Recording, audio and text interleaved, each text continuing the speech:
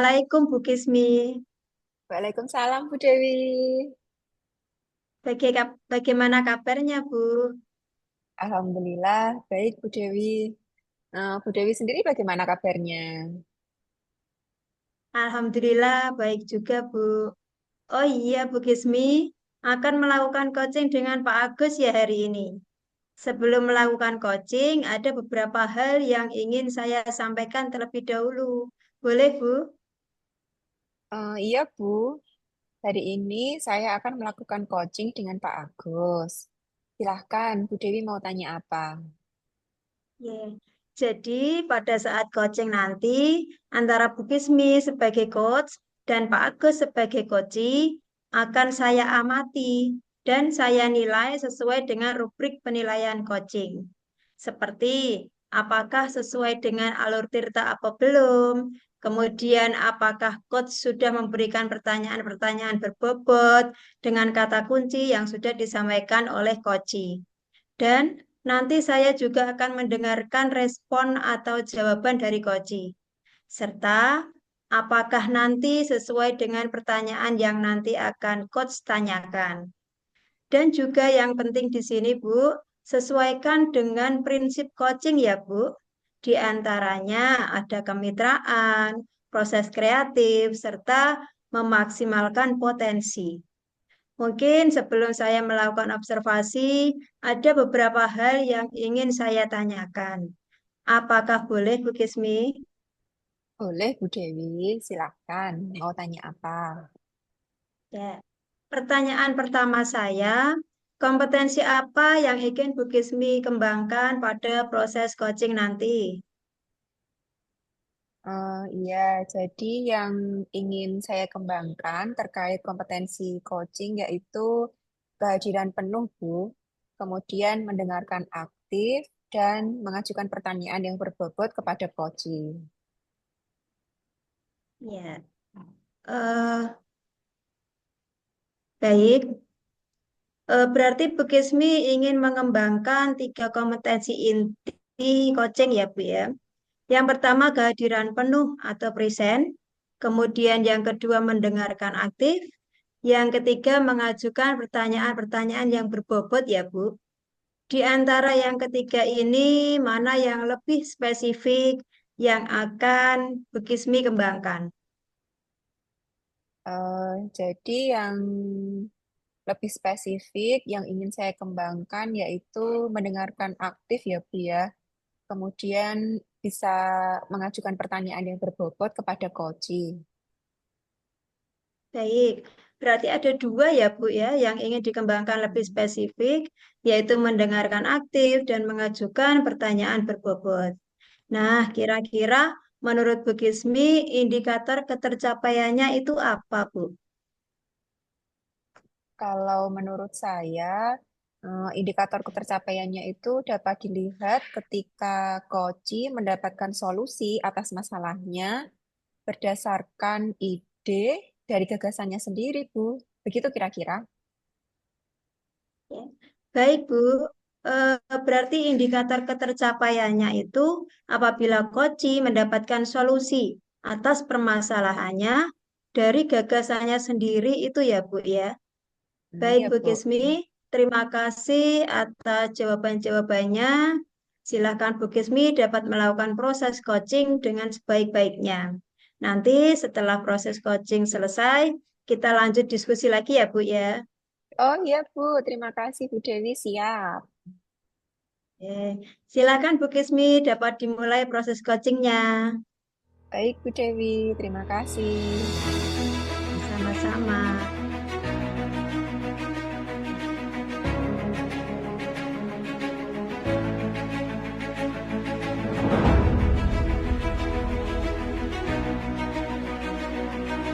Assalamualaikum Bu Kismi, selamat siang. Waalaikumsalam, Pak Agus. Selamat siang. Bu Kismi, hari ini sibuk atau tidak? Tidak, Pak. Ini saya lagi kosong jam. Nanti setelah istirahat ada jam lagi di kelas. Bagaimana, Pak? Oh, begitu Bu. Kebetulan sekali kalau begitu Bu ya. Begini Bu, Kalau Bu Kismi tidak keberatan, saya ingin sharing dan diskusi sebentar, Bu. Oh iya Pak, silahkan. Ada masalah apa ini Pak Agus? Ya sebenarnya bukan masalah sih, Bu. Hanya saja agak mengganggu pikiran saya. Ini loh, terkait Dimas kelas 12 TSM. Saya kan wali kelasnya. Nah, Dimas ini beberapa kali tidak masuk sekolah dan tidak ada surat izinnya. Oh, Dimas ya Pak. Beberapa kali di jam pelajaran saya juga tidak masuk Pak. Tidak ada izinnya juga. Kemudian pernah saya tanyakan ke teman-temannya juga tidak ada yang tahu. Kira-kira kenapa ya Pak? Iya, kebetulan kemarin pas pelajaran saya, Dimas masuk, Bu. Saya tanya langsung, katanya sakit. Terus saya bilang ke Dimas, kalau tidak masuk sekolah karena sakit, atau misal ada kepentingan di keluarga, harus membuat surat izin, kemudian dititipkan ke temannya. Oh iya Pak. Terus bagaimana jawaban dari Dimas ya Pak? Dimas sih jawabnya, iya Pak, kalau saya tidak masuk, akan membuat surat izin. Saya juga menyampaikan ke Dimas, Bu, kalau sakit, diperiksakan ke dokter dan minta izin dari dokter. Iya, betul itu Pak. Sebagai bukti bahwa dia benar-benar sakit atau tidak.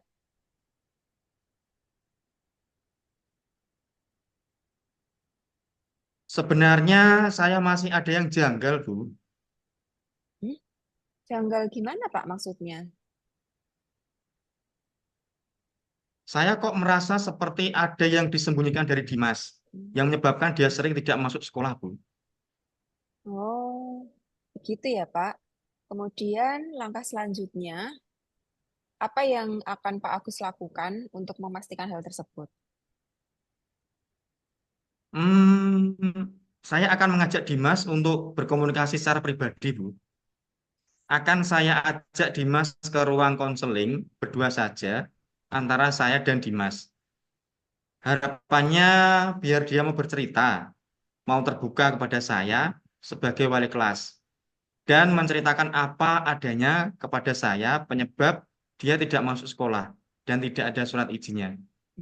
Karena kemarin itu waktu saya tanya di depan teman-temannya, dia tidak mau bercerita dan ada kesan yang ditutupi, Bu. Betul itu Pak.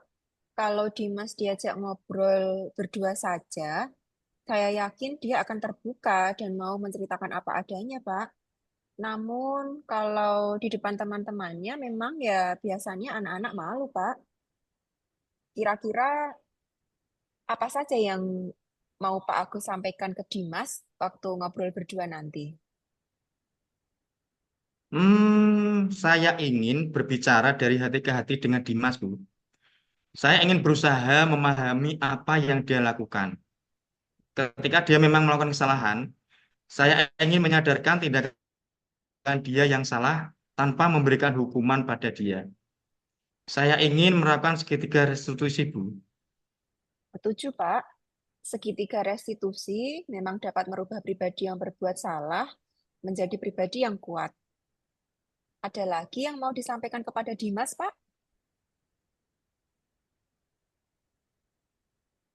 Saya akan menyampaikan ke Dimas pentingnya untuk selalu hadir ke sekolah, biar tidak ketinggalan pelajaran.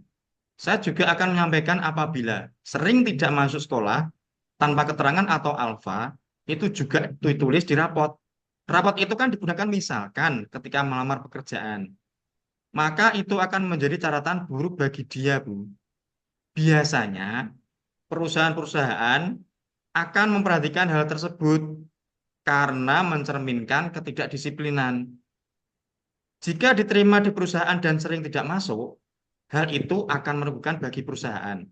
Saya ingin memberikan pemahaman pada dia, Bu, pentingnya berangkat sekolah dan membuat surat izin jika tidak masuk sekolah. Wah, betul sekali itu, Pak. Hal tersebut memang harus disampaikan ke Dimas bahwa salah satu indikator yang menunjukkan kedisiplinan adalah berapa jumlah alfa yang tertulis di rapot. Jangan sampai nanti Dimas menyesal di kemudian hari. Nah, menurut Pak Agus, apa langkah selanjutnya yang akan Pak Agus lakukan? Langkah selanjutnya adalah kemarin saya mencoba menghubungi orang tuanya, Bu, tapi nomornya itu tidak aktif. Coba nanti saya akan melakukan home visit, Bu. Saya juga akan berkoordinasi dengan guru BK. Tindakan yang baik itu, Pak. Menurut Pak Agus, seberapa penting melibatkan BK agar nanti hasilnya bisa maksimal? Kalau menurut saya, ya penting sekali, Bu. Karena BK itu saya yakin memiliki metode yang tepat untuk menangani masalah ini. Karena BK biasanya melakukan pendekatan secara psikologis untuk membantu murid dalam menyelesaikan masalah. Saya melihat guru BK bisa lebih melakukan pendekatan secara personal, karena memang di bidangnya ya, Bu. Iya, betul sekali, Pak. Saya juga biasa sharing sama guru BK bila ada murid yang punya masalah, baik itu masalah pribadi, masalah dengan temannya, atau mungkin masalah yang ada di keluarganya. Kalau home visit sendiri, menurut Pak Agus ini seberapa penting ya Pak hal tersebut perlu untuk dilakukan? Kalau menurut saya sangat penting, Bu. Biasanya kalau home visit, saya kan akan bertanya apakah orang tuanya mengetahui. Dimas itu beberapa kali tidak masuk sekolah. Terus apa penyebabnya? Karena pernah ada kasus anak dari rumah berangkat tapi tidak sampai sekolah. Saya berharap juga ada komunikasi antara saya sebagai wali kelas dengan orang tua murid. Biar kita saling bekerja sama untuk sama-sama mengarahkan Dimas dalam belajar. Iya, betul itu Pak. Saya juga pernah Pak melakukan home visit ke rumah Lina. Lina itu loh yang sempat mogok sekolah. Setelah saya Hmm. berkomunikasi dengan orang tua Lina, kemudian sama-sama memberikan motivasi ke Lina, akhirnya dia mau sekolah lagi loh Pak.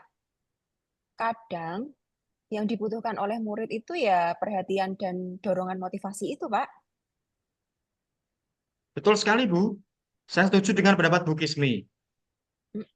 Nah, kira-kira Pak Agus akan memulai kapan untuk home visit-nya? Kalau bisa secepatnya, Bu, nanti saya akan berkomunikasi terlebih dahulu dengan guru BK untuk mengatur jadwalnya. Karena home visit merupakan alternatif ketika Dimas belum ada perubahan. Iya, Pak. Semakin cepat ditangani akan semakin lebih baik lagi. Berarti tindakan yang akan Pak Agus lakukan ada dua ya. Yang pertama, mengajak Dimas mengobrol secara pribadi agar mau berterus terang. Yang kedua, mengajak guru BK untuk melakukan home visit. Ya, betul, Bu. Betul. Ya. Jadi, kalau boleh tahu nih Pak, harapan Pak Agus kepada Dimas apa ya Pak? Hmm, saya ingin Dimas kembali rajin masuk sekolah, Bu. Semangat dalam belajar. Saya yakin setiap anak memiliki bakat dan potensi masing-masing. Tugas kita sebagai guru mendampingi tumbuh kembang murid, Bu. Setuju saya Pak. Nah, ada lagi yang ingin disampaikan Pak? Sudah, Bu. Saya sudah menyampaikan semua yang menjadi ganjalan saya. Iya nih, bagaimana nih Pak perasaannya setelah bisa sharing dengan saya? Dan hal positif apa ini yang bisa Pak Agus ambil? Alhamdulillah, Bu. Perasaan saya menjadi lebih tenang untuk menghadapi masalah ini. Sebelumnya, saya selalu berpikiran bagaimana caranya menyelesaikan masalah ini. Saya juga semakin yakin dengan keputusan yang saya ambil untuk mengajak Dimas berkomunikasi secara pribadi dan mengajak guru BK untuk home visit. Terima kasih, Bu, atas bantuannya. Dengan senang hati Pak Agus. Izin pamit dulu ya, Bu. Assalamualaikum warahmatullahi wabarakatuh. Waalaikumsalam warahmatullahi wabarakatuh.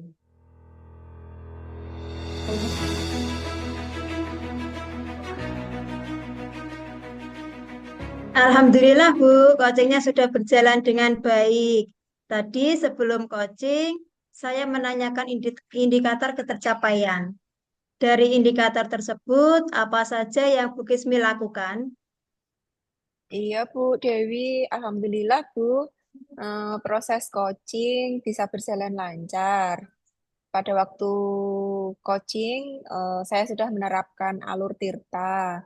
Kemudian saya juga sudah menanyakan tujuan, identifikasi dengan mengajukan pertanyaan berbobot, memberikan pertanyaan-pertanyaan dan umpan balik mengenai rencana aksi Koci dalam menyelesaikan permasalahannya, serta memberikan pertanyaan-pertanyaan dan umpan balik mengenai komitmen Koci dalam menjalankan rencana aksinya.